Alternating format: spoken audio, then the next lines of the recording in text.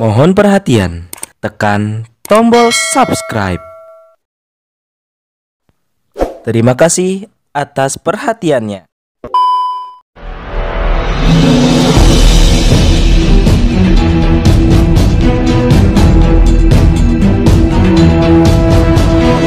Saya Yadi Muhammad, driver online Depok.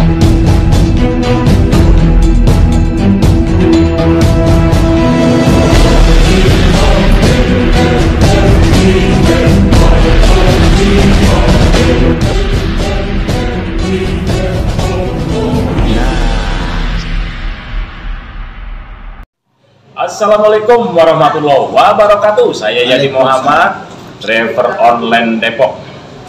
Netizen, saya ketemu lagi nih dengan tokoh dari Bandung, dari MUI Bandung, namanya Dr. Arsyad. Dia juga seorang ustadz. Nah, saya mau ngobrol mengenai koperasi. Nah, oke, kita langsung aja ya. Oke. Assalamualaikum Pak Ustadz. Waalaikumsalam warahmatullahi wabarakatuh. Ya, Pak Ustadz ini kan ahli di bidang koperasi, makanya juga ada dua gelar, dokter dan ustadz. Kira-kira bisa nggak dijabarkan soal koperasi keuangan yang kira-kira efektif? Gini, saya memang ditakdirkan Allah pengurus MUI Kota Bandung bidang ekonomi. Bidang ekonomi itu artinya ketua bidang ekonomi umat.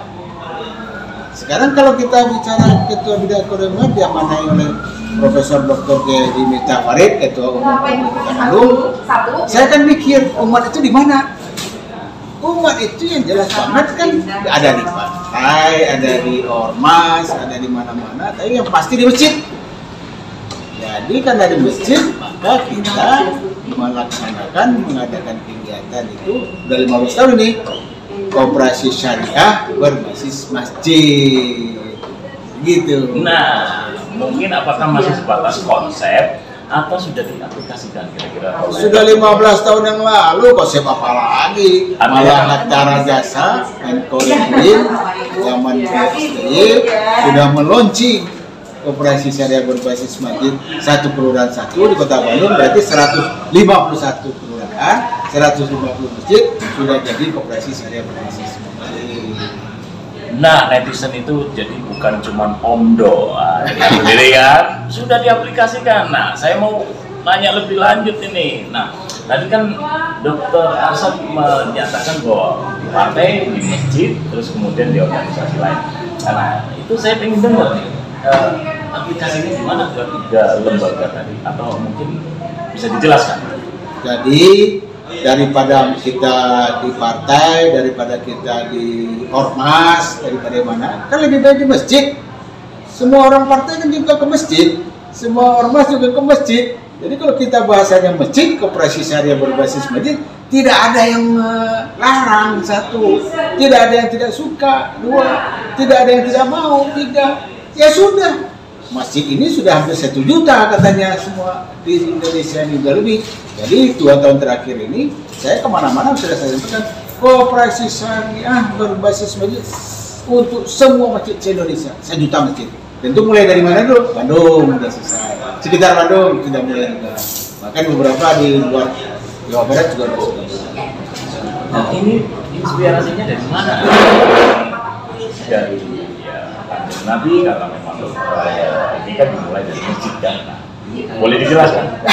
Kita ini kan umat itu harus di masjid terus menerus.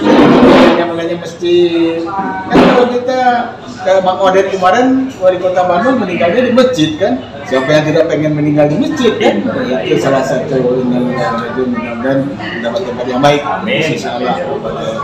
Jadi itu salah satunya kenapa pilihannya masjid. Lalu koperasi ini zaman Bung Hatta kan disampaikan, apalagi sejak Covid ini kan ekonomi yang terpuruk banget.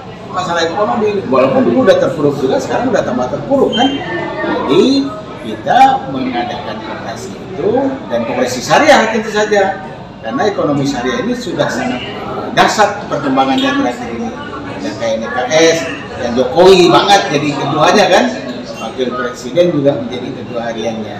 Jadi kita tetap melaksanakan koperasi syariah berbasis masjid ini. Tentu dimulai dari Kota Bandung sudah selesai semuanya 4.000 masjid di Kota Bandung. Sekarang baru ada 200-an masjid lah kira-kira yang sudah menjalankan koperasi syariah. Itu kita lanjutkan lagi di Jawa Barat, kita lanjutkan lagi di provinsi yang lain. Kita upayakan semua masjid itu betul-betul menjadi kekuatan yang dasar untuk ekonomi umat. Tapi ngomong-ngomong ini kan selama pandemi ada dalam tanda petik halangan untuk beraktivitas di masjid. Itu bagaimana ini kelanjutannya? Jadinya karena ada halangan pandemi ini, bahkan ada yang ditutup katanya ke masjid.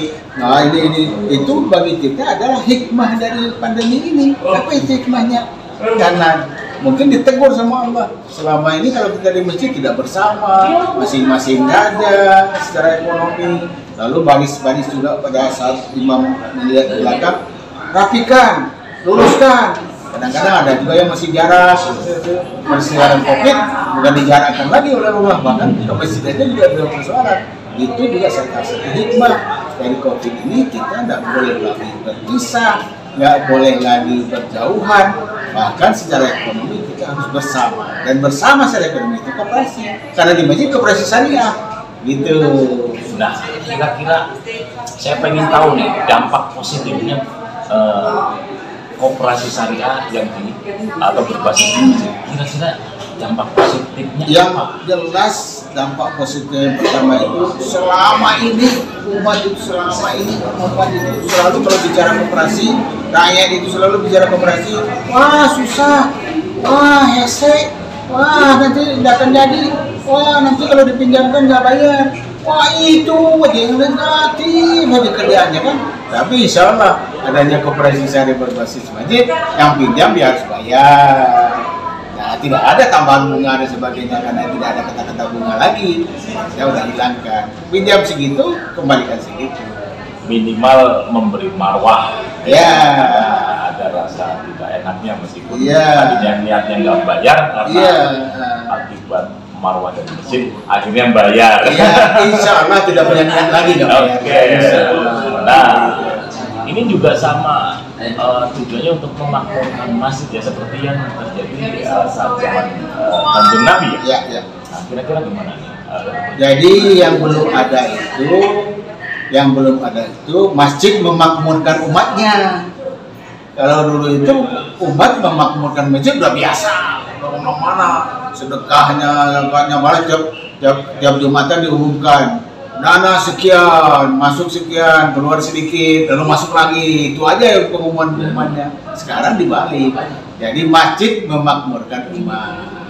Buat apa? Dan koperasi syariah tadi. Menarik ini netizen, tapi saya pengen kulik bagaimana konsepnya masjid memakmurkan umat meskipun sudah terjadi di Masjid Jogokarian. Ya, udah terkenal itu. Ya, nah barangkali Dr. Arsyad punya konsep yang serupa atau bagaimana? Ya, serupa banget, tapi tidak sama. Jogokarian kan udah lebih hebat, lebih dasar. Saya dengar amat dan sebagainya. Saya belum ke sana, tapi saya udah mendengar dari Ustadz Yazid dan sebagainya. Saya pernah di webinar juga berdua, berceramah dan sebagainya. Saya tahu persis Jogokarian itu dasarnya luar biasa. Ya, udah dasarnya juga yang datang dari mana-mana, di Sumatera, Kalimantan yang melihat Jogokarian juga luar biasa juga. Tapi sayangnya pada saat kembali ke daerahnya masing-masing lupa lagi. Lupa lagi. Wah, dan dengan lupa lagi itu ngomong, wah sini mah susah, wah ini mah susah. Gitu aja yang saya dengar. Padahal ada 2 kali ke Jogokarian sampai di daerahnya masing-masing susah-susah aja disebutinnya. Kali ini kendala aja. Jadi itu yang kita atasi. Itu yang kita sampaikan. Operasi syariah berbasis masjid saja mulainya. Oke, nah kapan akan diinstruksikan? Tadi kan saya dengar ada instruksi dari Dr. Arsyad itu untuk seluruh masjid di khususnya di Jawa Barat. Sebetulnya sudah instruksi ini udah lewat WA, lewat ini udah radio RRI juga pernah nyarin operasi syariah berbasis Indonesia, udah begitu, udah banyak gitu. Tapi kan baru instruksi bagaimana itu namanya ya, dari asal aja, baru dari MUI Bandung, baru dari proses-proses begitu aja. Tapi yang paling penting sebetulnya dari diri kita sendiri. dari umatnya sendiri, dari bapak sendiri dulu, kan ada masjid dekat rumahnya kan, Iya. mulai saja. Nah, caranya mulai itu gimana? Saya udah arahkan juga.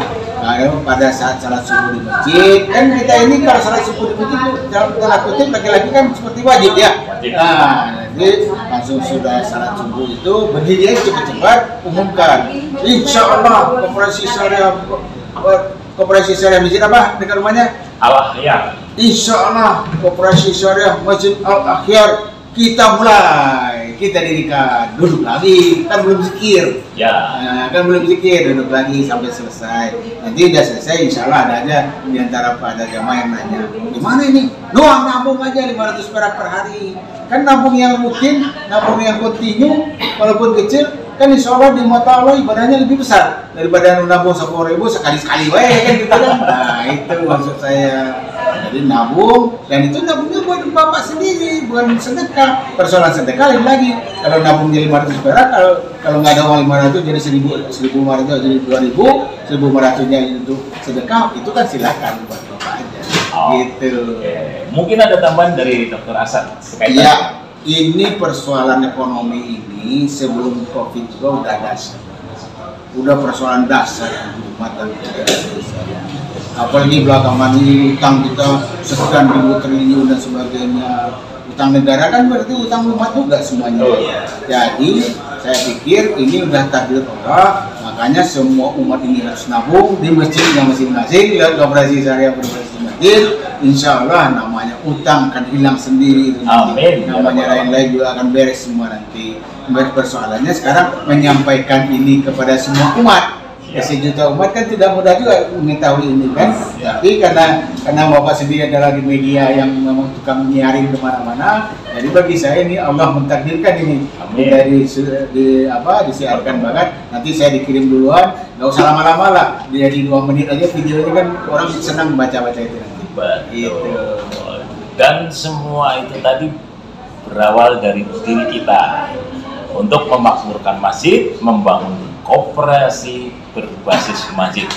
Mungkin itu aja netizen, kita akan ngobrol lagi nih dengan tokoh MUI Jawa Barat atau tokoh MUI Bandung, Kota Bandung, Dr. Arsad yang juga Ustadz.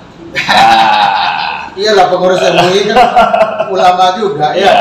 Jadi koperasi syariah berbasis masjid itu insya Allah secara masif betul. kita sampaikan kepada semua umat. Betul. Cuma satu pertanyaan, apakah kalian sudah ke masjid? Itu pertanyaannya. Mungkin itu aja. Assalamualaikum warahmatullahi wabarakatuh. Waalaikumsalam warahmatullahi wabarakatuh. Makasih banget, luar biasa, takdir Allah. Atur nuhun, jazakallah khairan katsiran. Amin ya rabbal alamin.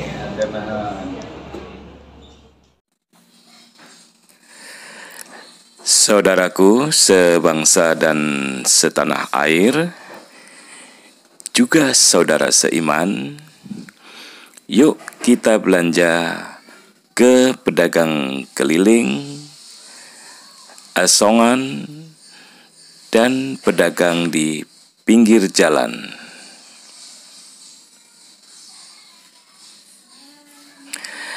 Dengan berbelanja kepada mereka, insya Allah kita bisa menyelamatkan mereka dari kemiskinan.